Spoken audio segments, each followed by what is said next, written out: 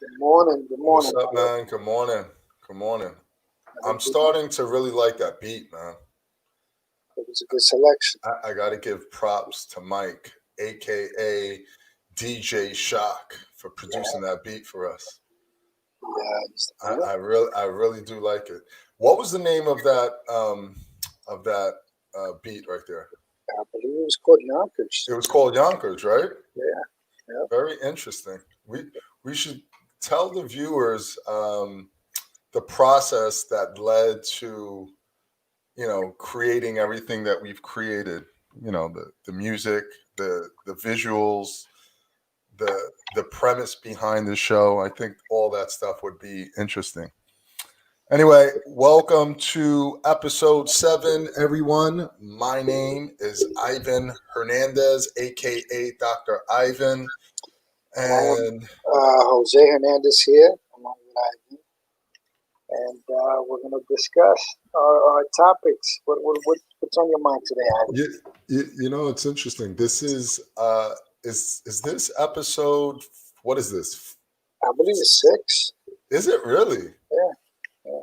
Time, time is flying by, man. It's interesting. There's a learning curve, but it's going quickly. We're approaching 10, and 10 is a milestone. That double digit number. So I'm excited to know that we're approaching that, and we haven't really hit any major bumps in the road, other Yeah. than our argument 2 weeks ago. And a lot of technical difficulties. But other than that, we've made it to this episode. 10 will be a nice goal. We got to set that as a goal. Let's see if we can make it at 10. You think we'll get to 10? I don't know. I really don't know. The way our off-air antics, I don't know. Let's see. That'll be good. I think that the success of this show is highly predicated on Jose's moods. Oh, okay. On his emotions, his affects, his willingness to be malleable. And you're kind of pulling back the curtain to our off-air antics there, exposing some stuff there. Yeah. This is what happens under the hood, everybody. That's what happens under the hood. This is the machinery happening under the hood. When you guys don't see us, this is how we talk to each other. Yeah. No, but that's good. So let's go. So what's the topic for today? Well, what's on your mind? I think we have to talk about the elephant in the room, and we have to talk about the elephant in the room. Go ahead, sure. And what is that elephant? And there is no denying that this is a really, really tumultuous year for so many reasons. The political upheaval, this COVID-19, the social isolation, the economic impact that it's had for many. I took a huge hit. I closed my office down for 3 months, and it's been I lost a lot of money. So it's been tough. And you know what's interesting, Jose, is that that's my personal experience. Yeah. But everyone has their own unique experience. And, I think just the human experience is so complex. A lot of times when I'm speaking with a patient, for example, I allude to the complexity of pain, of disease. And in many ways, our emotions, the way we feel, our behaviors are complex. It's just an aggregation of a lot of things that are happening in our brain. Yeah. And so my experience has been tough. So the point is that everyone has had a tough time during this past year. It's safe to say that many people have had a tough time. And if we want to be actionable with this podcast, how do we help people during these times? Because look, one of the reasons you expressly wanted to do this show is because you wanted to do it for selfish reasons. You wanted to Oh, help yourself. that's it. This is a good point to kind of get into how we stumbled into this and everything that happened. So, COVID hit, social isolation hit, and everybody started reaching out to everybody, right? Because we're social beings. So, Very. what we did, me and you and some childhood friends, is we started a group immediately, right? We started that text group, That's right. and Yeah. we created a social group for us. One of our friends, Mike, in his, from what I understand, his journey and trying to deal with this and other things, and he's a artistic guy, decided to do a podcast. His podcast, content content. It's about him. It's kind of like a coffee talk every week. It's him kind of unleashing and talking through points of whatever's going on in his life and whatever's going on now. We saw that. We were interested in doing something similar because we're constantly having conversations like this. I think everybody is. We're all reconnecting in different ways. Being introspective. That's what COVID has done. It's made us all kind of introspective, I believe. So we decided to do this platform. To me, this platform is something introspective. Um, and the reason why I kicked it up to you about the topic, the elephant in the room, even though we don't have someone to talk to, but it all ties in what you're saying with how to get through things, which I think it's important to me and probably to most people. And when you touch upon it as far as physical pain, how to overcoming that pain, to me is comparable in any which way. So if you want to make the comparison and call it everything that's going on, pain, the upheavals, the financial stuff, but how do we get through it? And that's what these conversations are about. So, Yeah, it's just, it's a tough time, and I would like to be actionable and just try to, in the absolutely. process of helping others, help myself too. Because Yeah.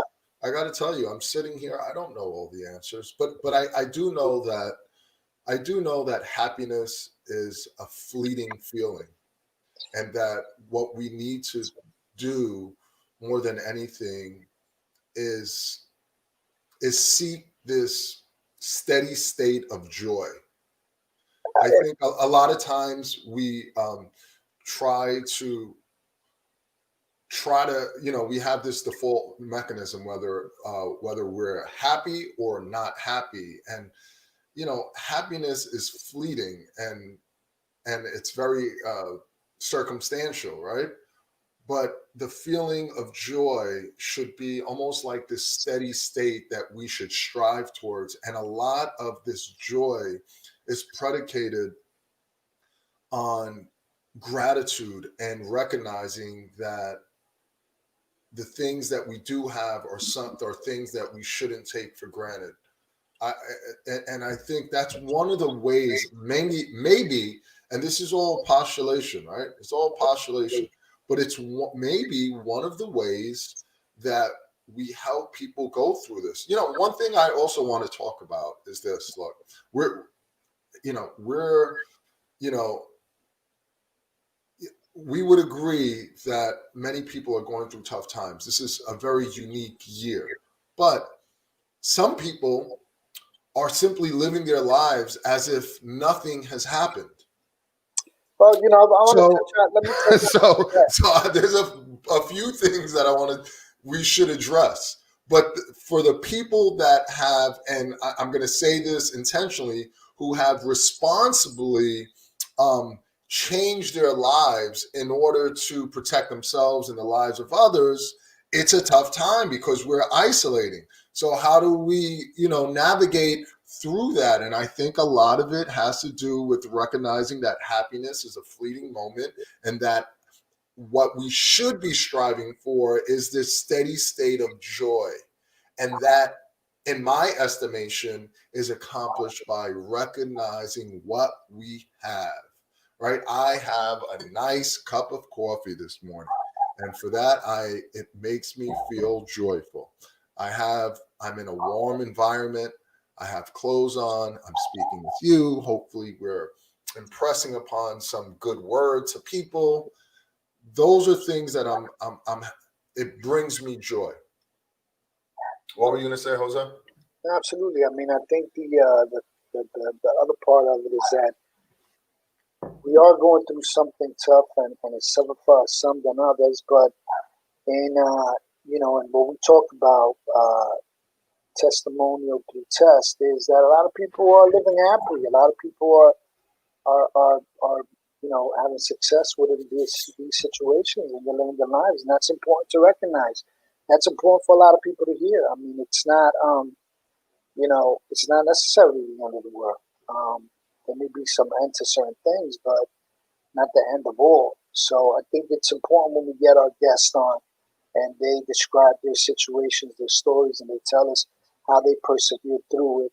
And that's, me and you try to deduce the actionable items out of that, because it's about putting kind of a context and a concept behind how they were able to do, how they're doing it now, how they're living their life, and they're happy. They're not that for me to say overly concerned would be kind of a judgment on like there's like I'm judging worry. It's not that. Some of us are concerned. It's legitimate. Overly, that's legit as well. It's not us. It's not for us to judge, but it's important to understand how are the ones that are dealing with that overly concerned. What are they doing? How are they keeping themselves busy? Is it distraction? Is it being grateful, like you mentioned? There's a lot of different mechanisms and strategies, and it's important to keep that in mind throughout everything that's going on. That people are living through this stuff. People are living their everyday lives. We have every weight to bear. It's a very unique year. A lot of things are coming in at the same time, but we're doing what we got to do. You know what? What I'm thinking about now is I posted something about like a week or 2 weeks ago, that Dunning-Kruger effect. You familiar with that? The Dunning-Kruger? Yeah. Yep. So I find it interesting. It's like the more, when you're learning something. Can you repeat? What was the Dunning-Kruger? It's called the Dunning-Kruger. Is kind of like a paradoxical relationship between what you think you know and what you actually know. So like when you're learning something, what's interesting is when you know superficially about a subject matter, because you only know just a superficial level about a particular area of knowledge, you don't know what you don't know. And so as a consequence, you think you know it all. But as you continue learning and start moving. And those are actually the most dangerous people. but go ahead.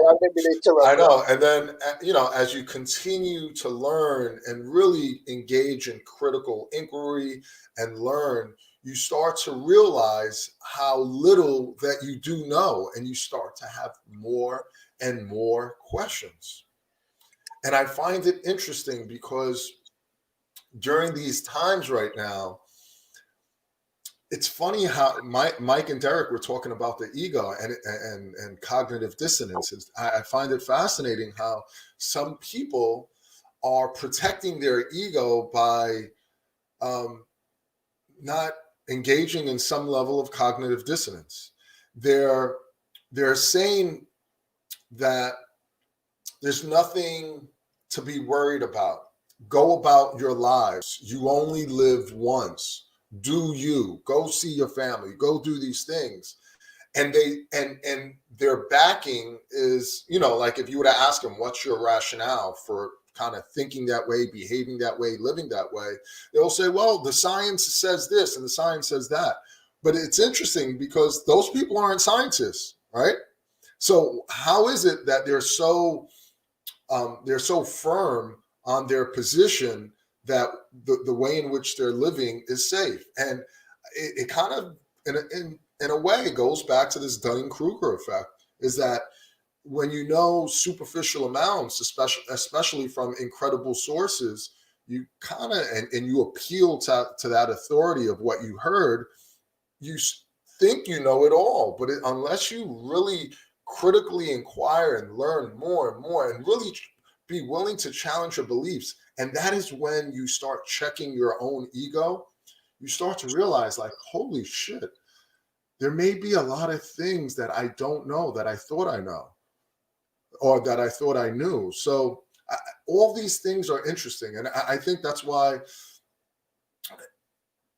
in light of everything that we're talking about, the Dunning-Kruger effect, I think it's important because it should, and I would hope that it makes people realize that although they may have a firm position, they have to be malleable enough to say, you know what, there may be more information out there that I don't know. So let me just kind of be open to these ideas. I had two things to that. Good morning, Clara. Yeah, I saw Clara's comment. I think that Clara's comment is goes back to what we were talking about. That this is a time, I think. Could we read her? Good morning, gentlemen. This time has been very difficult. Personally, my life has changed dramatically. However, as difficult as this season has been, it has actually been a time of enlightenment and reflection. Never let a crisis go to waste, Clara. Never let a crisis go to waste. That's great. And that's what we were talking about earlier. That it's a time of change is difficult, but sometimes necessary in order to live our lives. Yes. Good morning, Crystal. I'm sorry, Jose. Go ahead. I just wanted to get those comments. No. It's. I think that the takeaway from this time is it's a time of kind of introspection. Kind of take a mental inventory on who your friends are, where your well-being is mentally, and that's with the social isolation. I think it's pushed most people towards.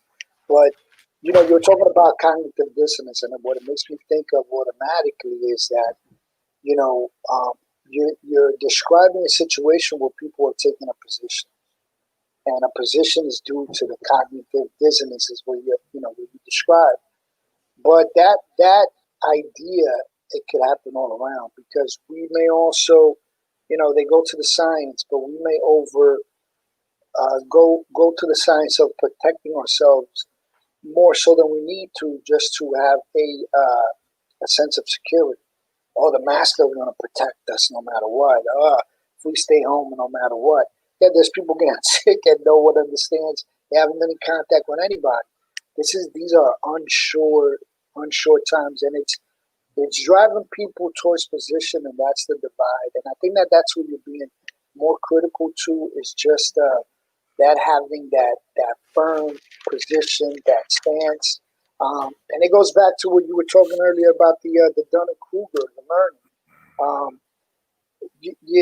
When you learn and you get past the peak, or you're learning, you're in the process of learning, the only way to kind of be open to learning is understanding and qualifying that you don't know everything. You just don't. You got to be open to new ideas, and that holding firm to a position, it totally goes against being open to new ideas. You're just not open to it. If you're firm on a position, you're holding a position, and I think that's what you're being critical of. It's important to kind of stay open on all sides and have a dialogue, which is, I think, is what we're trying to do on this platform. One of the things that fascinates me in all of this, and I don't want to escape the actionable items that are going to make a difference with anyone who's listening, but I can't deny that one of the things that fascinates me about everything that we're dealing with and the way people respond to this adversarial year is neuroscience. Why is it that people think the way they do? Like, when you get into the neuroscience of it all, I think it's fascinating. Why do people think that they're safe, or why are some people trivializing this condition and saying, "Oh no, it only affects 0.001 or point," But when you put it in the context of other kind of common flus and colds, it is something big, but yet they're trivializing it. Why do people do this. And I think one of the things it's probably safe to say is that, you want to protect your ego. You want to protect your position, even though your position isn't rational when you place it with other contextual factors. Like, so say, for example, and I could be wrong, but we know that COVID leads to, will cause death with 0.001 exposures, or rather 0.01 exposures. But the flu, it will lead to death with every 0.001 exposures.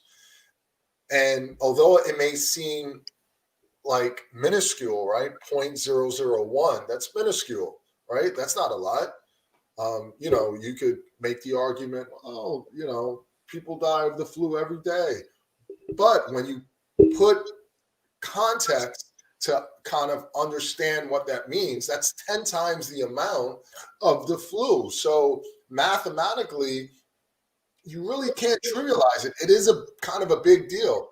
But it's interesting because here I am using objective rational thought, but some people, they exclude almost intentionally or unintentionally that context so that they could kind of trivialize and make themselves feel better about their behaviors. That's classic, like, cognitive dissonance. You're ignoring your thoughts on one thing isn't consistent with your thoughts on another. And why is that there is kind of a inconsistency in the way you're thinking in one regard versus another? And a lot of it is kind of what Derek and Mike were talking about. It's cognitive dissonance. I'm no psychologist, but it's kind of a way to protect our ego so that we don't challenge ourselves. And one of the things that I'm saying is sometimes you got to force yourself. Like, sometimes I taught for 14 years, Jose. I taught for 14 years. And I got to tell you, I was passionate about what I did. I was passionate. I strongly believed, based on the best available research, right? And I'm not going off on a tangent. I'll circle it back. Based on the best available research, that analyzing someone's movement patterns will lead me to discoveries that will ultimately help the patient with their experience with pain. Okay, so if you came to me and I analyzed every nook and cranny of the way you moved, and the way you position yourself statically and dynamically, the way you moved and the way you held yourself, I thought with this methodology that I was using that I would be able to get to the root source of your problem.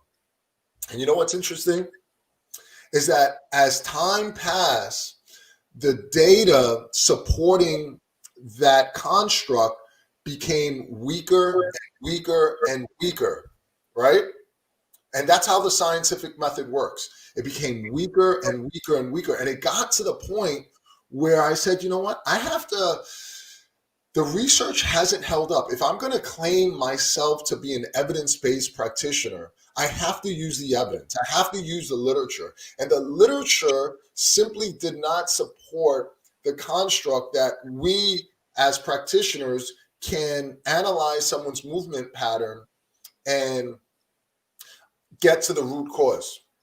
And so I was willing to challenge my beliefs, right? Even though it made me feel uncomfortable, because look, I spent a lot of time reading about movement appraisal. I became certified as a SFMA, Selective Functional Movement Assessment practitioner, and a functional movement screen practitioner. I did all these things. I even did guest lectures at a local college on all these things. And as the years passed, I started to say, wait a minute, the research isn't holding up.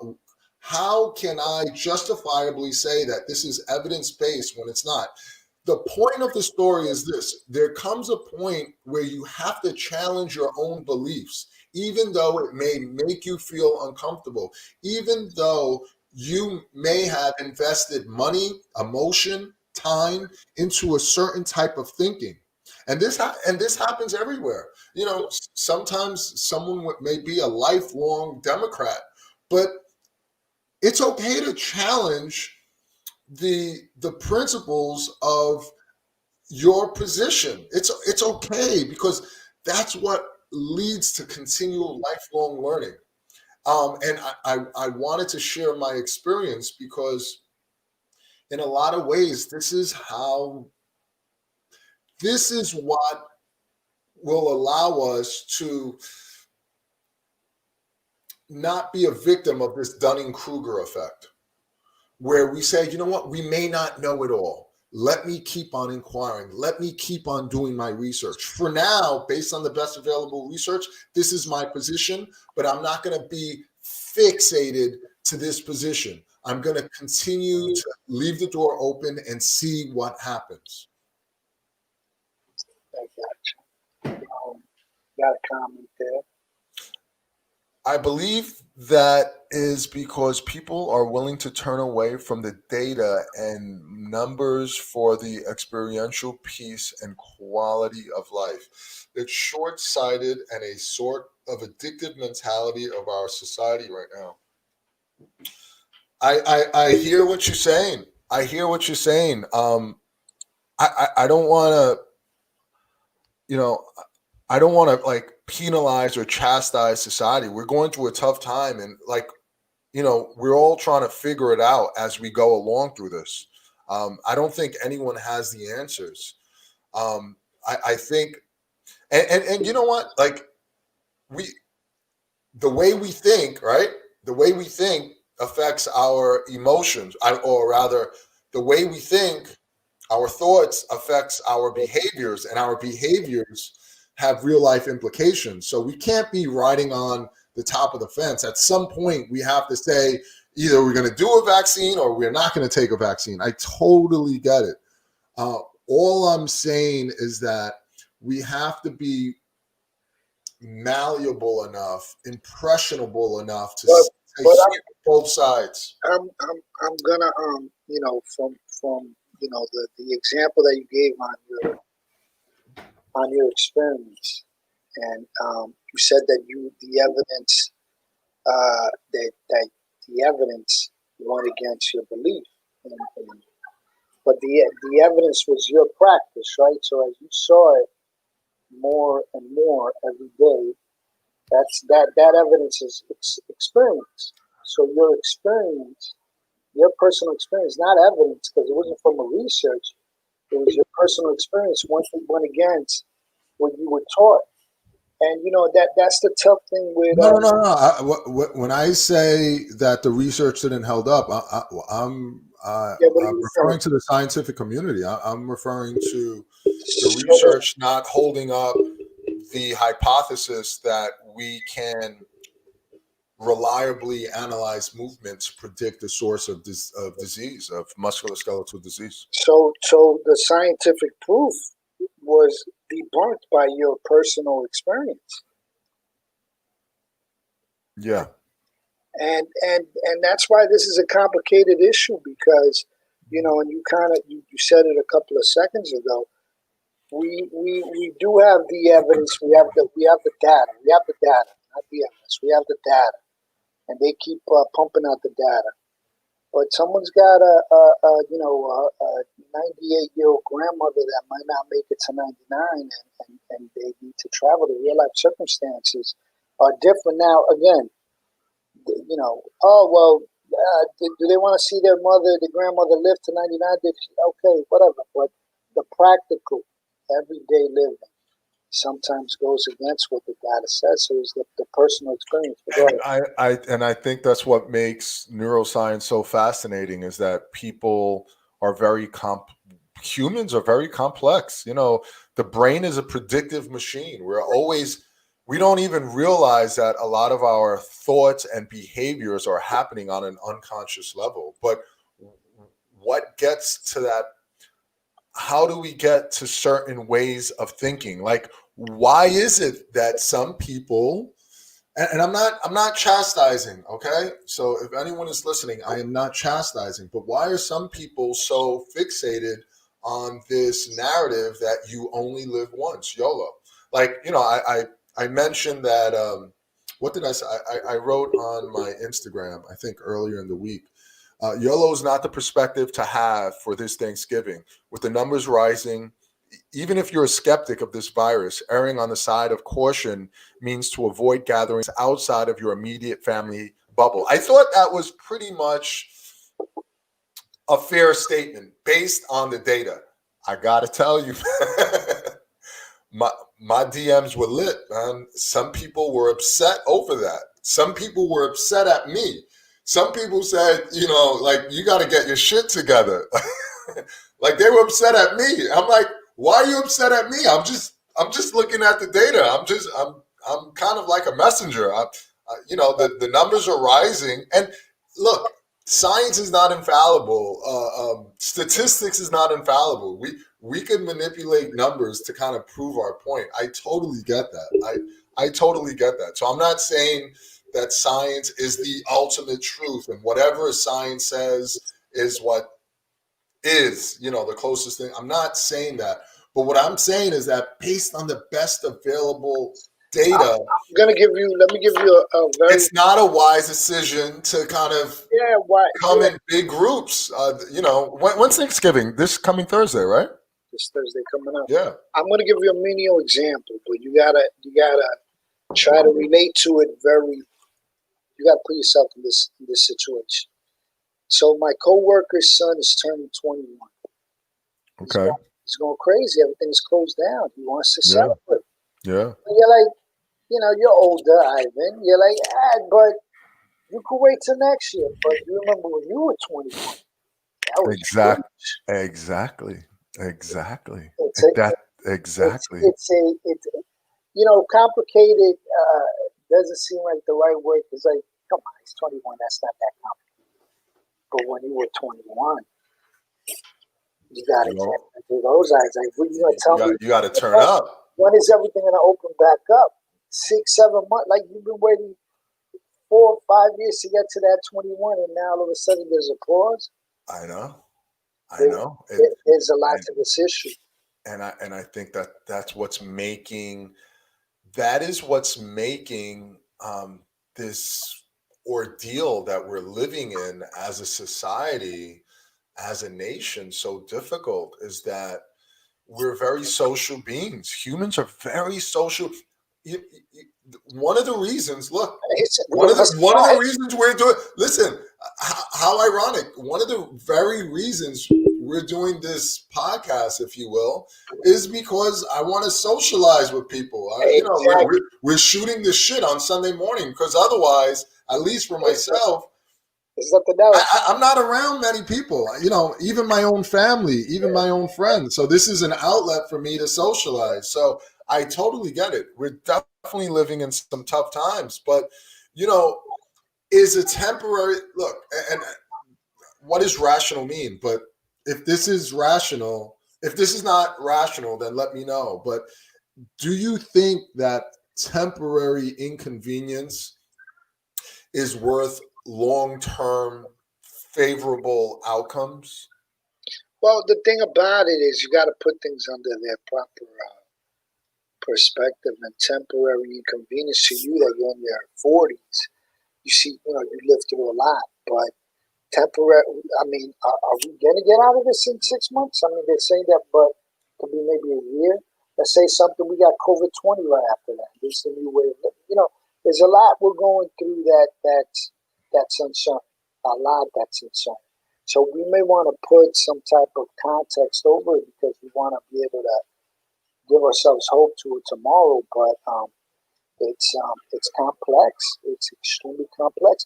And the other part of it is that we're interconnected. I don't know if this is the right word. We're interconnected in what way? And like, we're a biosphere. So that one 21-year-old kid will go out, but we're connected because he's going to go to his dad. He might affect his dad, who then affects me, and then I affect. We're connected. So in being social, we're interconnected as a species on this planet. So it's a lot to balance because you got these individual choices, but they impact society overall.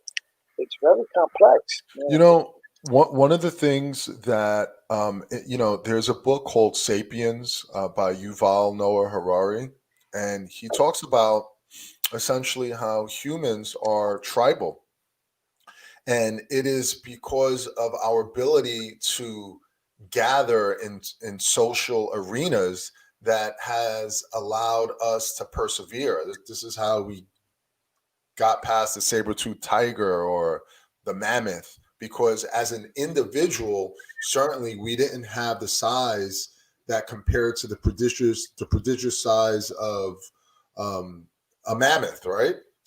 But only when we aggregate, only when we come together, were we able to be a force to take down these big animals. So naturally we're inclined to subscribing to narratives, and as a consequence of subscribing to these narratives we make groups. Think about it, and he makes a point, and I find it fascinating how you could never get 10,000 lions to calmly sit and listen to another lion in the Vatican, right? It would be utter chaos.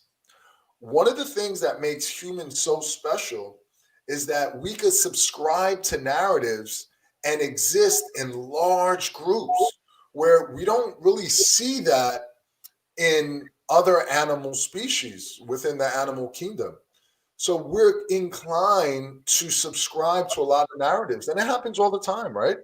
Through religion, through church, through politics. We can see it in sports arenas. How many people could fit in Yankee Stadium? I don't know. What is it? 10,000, something like that. 15,000. I don't even know the exact number. But the point is that what makes that fascinating is that all of those people are subscribing to a narrative, a fictitious narrative, because it's not like it's real, right? The New York Yankees, or being a Democrat, or being a Christian, these are things that we humans have created. And when you subscribe to it, people start assembling together. And that's who we are. And I think that's what we're seeing now. But sometimes this tribalism, if you will, could work against us. Well, it's being manipulated to divide. But I wanted Dawn made a comment that's here, YOLO. I'll put it up on the screen. I want to read that. Some people's context is based on that, just seeking to maximize. I hear that Dawn. That yes, you're right. But my knee-jerk response to that's the YOLO perspective. You only live once. I totally get that. Intellectually, I understand that. However, you could make a counter argument to that, right? And the counter argument could be, well, yes, this is very inconvenient. This is extremely inconvenient. It's difficult for those that don't live with family, or don't have access to people. It could be a very isolating experience. I totally get that. But I am, I do believe that the only constant is change. You feel me on this, Jose? The Well, only the only constant is change, right? And what I'm saying is that even this COVID, this pandemic is impermanent. That it's not going to last forever. We're gonna get to the other side. And in the interim, should we be willing to take that risk when it could potentially affect after the fact? Once we get over the hill with this pandemic, should we take a risk now and potentially ill affect our lives once this COVID pandemic is over? I think part of the of how do I say this? There's been a big you see it in other millennials, like a big push, and I think it's more of a marketing thing, but it's been adapted in that generation of the YOLO. It's all about experience. It's all about living life. Your life is all a compilation of all the experiences that you have, all the visceral. It's very visceral, and I think that within itself adds a certain uh, complexity to their living situation because it's about gaining as many experiences, posting as many experiences as you have, as you have throughout your life on social media. Um, and where are we now? Everything is suspended. So, and as a matter of a fact, that's put on pause. That doesn't exist. You can't go out to, you can't travel. You can't do a billion things. So it's all been put on pause, and it actually shows that life is not about you only live once. You need that experience today. You can live differently. It's a philosophy that you can prescribe, but we're seeing that it can be limited, and people are not dying because of it. They're actually surviving without COVID, for argument's sake. You know? Yeah. So hold on. Did I lose you for a sec? No, I was reading something. I'll give you a chance there. So, but let's try to circle back to things that are actionable because a lot of people are stressed. And a couple of weeks ago, we spoke about allostatic load, and I think it's such an appropriate term because, again, for those that missed the segment a couple of weeks ago, allostatic load is the um, chronic and perpetual stress. And when there's an accumulation of this stress, essentially what happens is it starts to wreak havoc on the body. We become prone to a number of maladies, being anxious, being depressed, certainly having a lot of musculoskeletal conditions that I'm familiar with. It's very interesting how, like, during these times, a lot of people are like throwing out their back. I hate that term, but throwing out their back by reaching down to tie their shoelaces or hurting their shoulder by reaching up to, change a light bulb. And you would think, wow, there's not enough energy in that mechanism to cause tissue damage. Why are these people so sensitized where the most mundane, slightest things are causing pain? And it's because the nervous system is so highly sensitized, right? And so when our nervous systems are sensitized, the smallest things hurt. Turning on the faucet may throw out our shoulder. Why? Because it is months and months of this chronic perpetual stress. If you're watching the news every day, if you're hearing about friends and relatives that have come across or have encountered this disease or just who have lost their jobs or not being able to meet up with friends in the capacity that you did prior to COVID, it could start becoming overwhelming. And So wait, let me well, ask go ahead, you. go ahead, because I just want to circle it back to how could we be actionable about this? So what you're saying is that what you're assessing is people were throwing out their backs and doing Good things morning, Vivette. because of stress and not because of inactivity. That's what you're saying. So, what I'm learning, I read this book, How Emotions Are Made by Lisa Feldman. She's a PhD. She's a neuroscientist, and one of the things that she writes is that emotions aren't created in one area of the brain. It happens concurrently in many parts of the brain, and it's complex, right? Pain is the same exact thing. Pain is created by many parts of the brain. There's no singular area of it. So why is it that certain people, why are people throwing out their backs? And it's because we have there's a lot of things going on. We're predictive machines. Our brains are predictive machines, and we're constantly assessing and filtering information based on what's in front of us, our past experiences, certainly culture and all these things, and to make a meaningful representation or response to what's in front of us.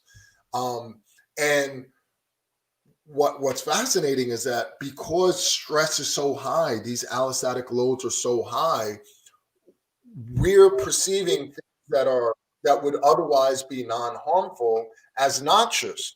And that's why people are breaking down. But what could we do? What could we do to help people? And one of the things is like hacking the nervous system, right? If a nervous system is sensitized and it's making us prone to all these maladies, what could we do to effectively change that or hack that? And one thing is to calm down the nervous system. And you know what's interesting? You know what's one way of calming down the nervous system? A good cry. You ever had a good cry, like you just shed tears but then after the cry, it's kind of like very cathartic. You feel better afterwards. You know what Yeah. you ever had a good cry? Or and it's interesting because I'm going to connect the dots. You ever took a few deep breaths, even though like you could be at work or you could be somewhere and you really stressed out, and you took some deep breaths, and then you found yourself being a little calmer, right?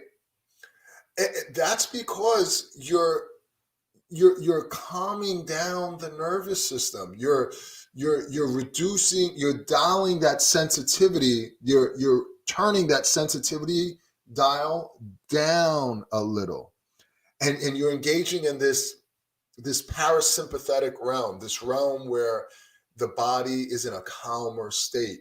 And so one of the ways that we can manage stress during these times is by engaging in behaviors that are inherent in our biologies and our physiologies.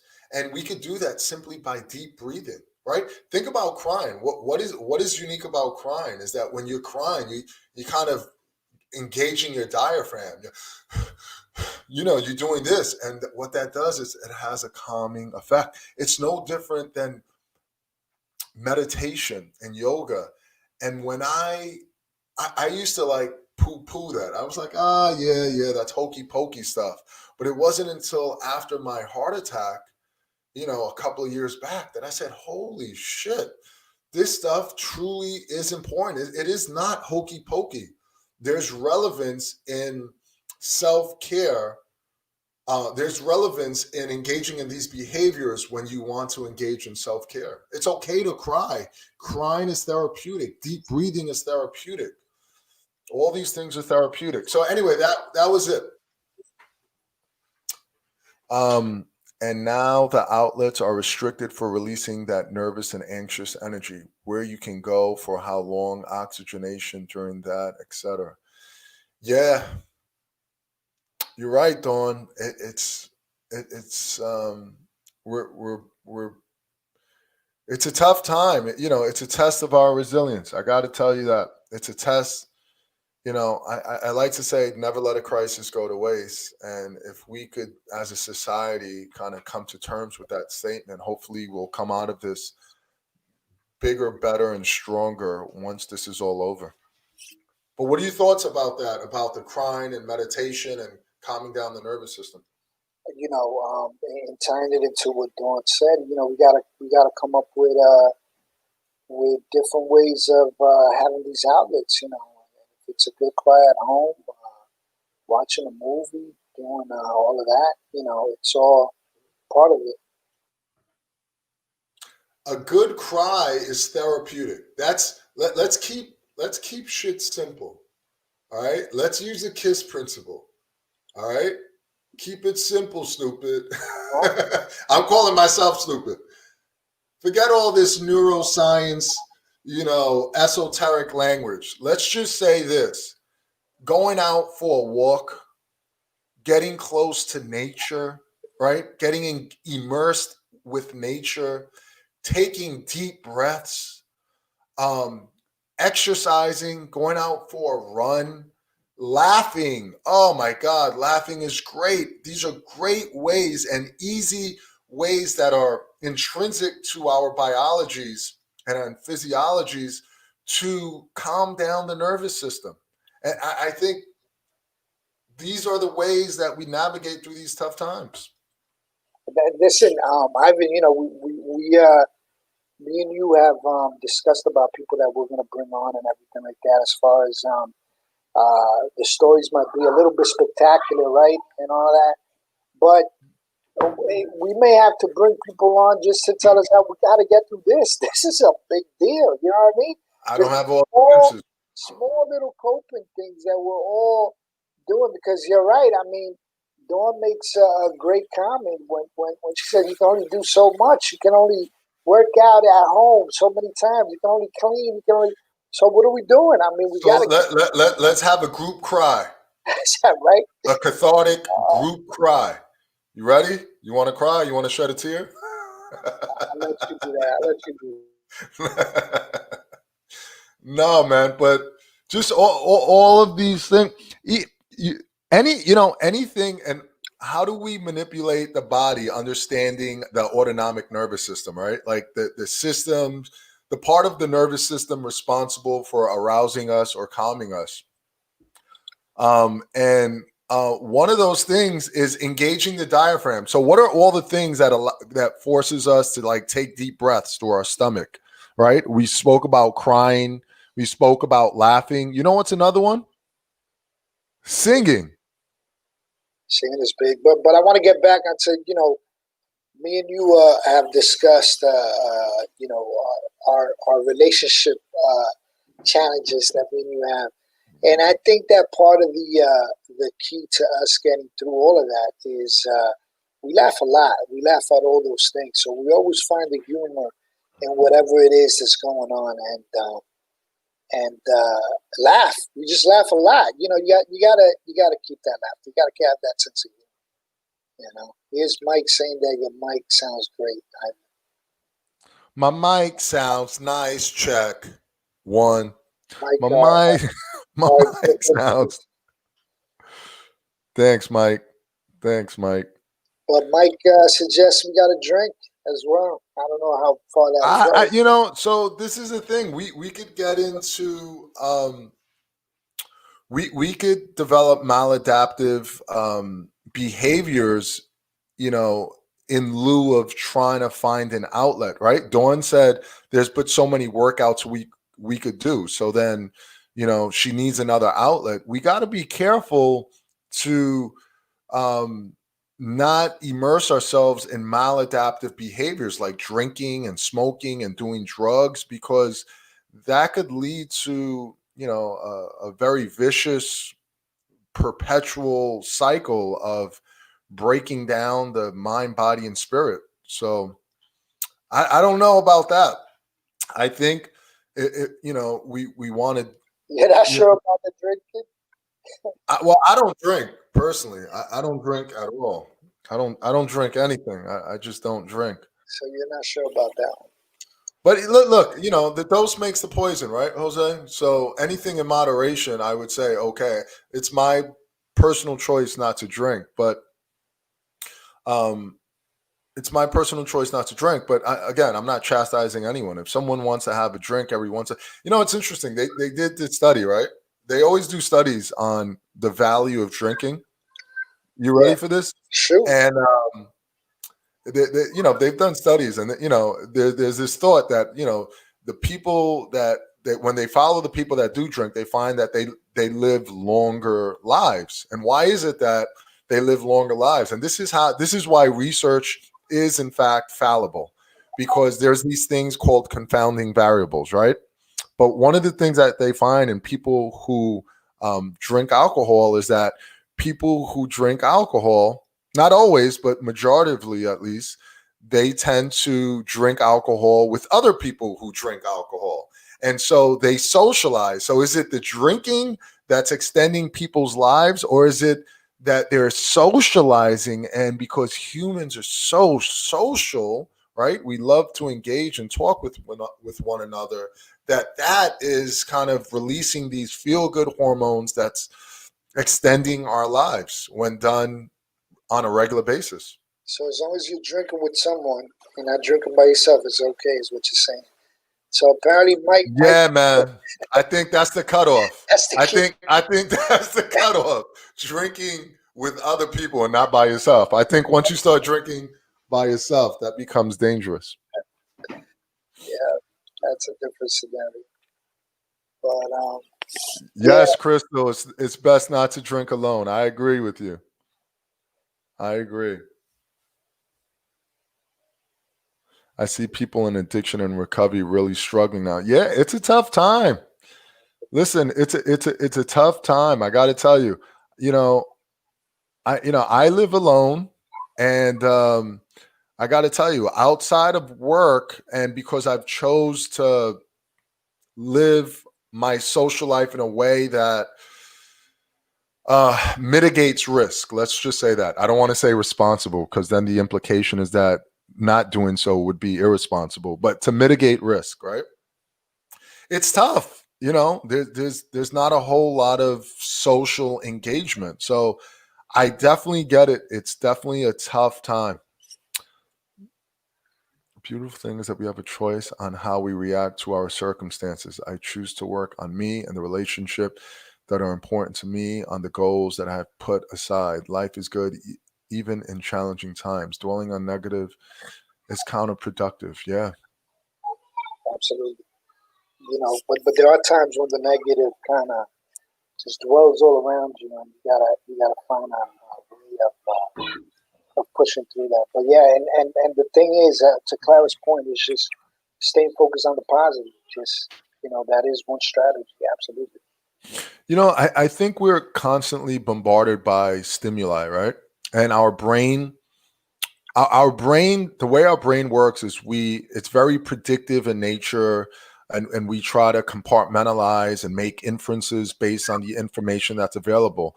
We have to be very conscious, right? We have to bring this level of unconsciousness of filtering information onto a conscious level. And what that means is that when we're bombarded with stimuli, we have to be conscious enough to recognize what's negative and what's positive. And like one of the a practical way of saying that is sometimes we got to shut off the news. Sometimes we have to pull ourselves away from someone who's continually negative, right? We have to be consciously aware of the stimuli that we're exposing ourselves that is negative, because that can kind of break us down over time. I think that leads to allostatic load. So definitely expressing gratitude, being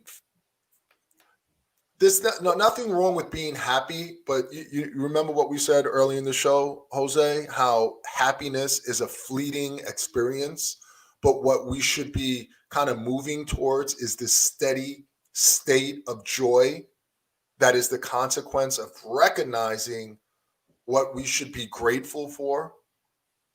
So I think that has a lot to do with it.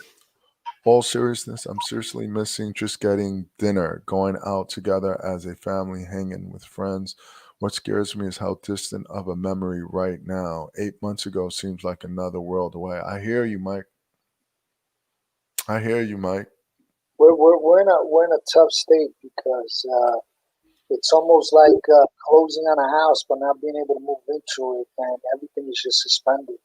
We don't know when this new life is going to begin, but we know that there's a whole life behind us. Everything is just on pause, and I think that adds to the complexity of trying to resolve it. What is the new? What is the old? We're counting the months; they're going by. Nothing is set firm. Well, That adds to it as well. one of the things that grounds me, Jose, is the only constant is change. Would you agree to that? There's nothing in life that's impermanent, right? Even the president's changing, right? Every 4 years we got a new election cycle. Well, I don't know what's going on this year. I don't know what's going to happen now, but things change, right? Everything is subject to change. We don't stay the same age. We don't look the same way. Things change, and knowing that kind of gives me a sense of hope that even during these hard times, nothing is going to stay the same, and certainly there's going to be a brighter side to all of this when it's all said and done. Absolutely. Absolutely. Yeah, absolutely. And I think on that note, we should kind of wrap up this episode. Start getting ready for the next one. And what does Mike say there? Your shape of Mike is appreciating the zzz, zzz, zzz. All right, man. So no, I think, what did we talk about today? I hope we're not like doing Seinfeld-esque shows, like where we go through a whole hour and we don't even realize what we're talking about. We reiterated the points that we've spoken about in the past, and I mean, today's theme was very specifically to how to survive COVID at home alone and everything that's going on. How? What are some of the ways? Just give me a bullet point rundown. I think the takeaway is just making sure that you're, what was it that someone just made a comment? Joy. Trying to get to that joy. Mm-hmm.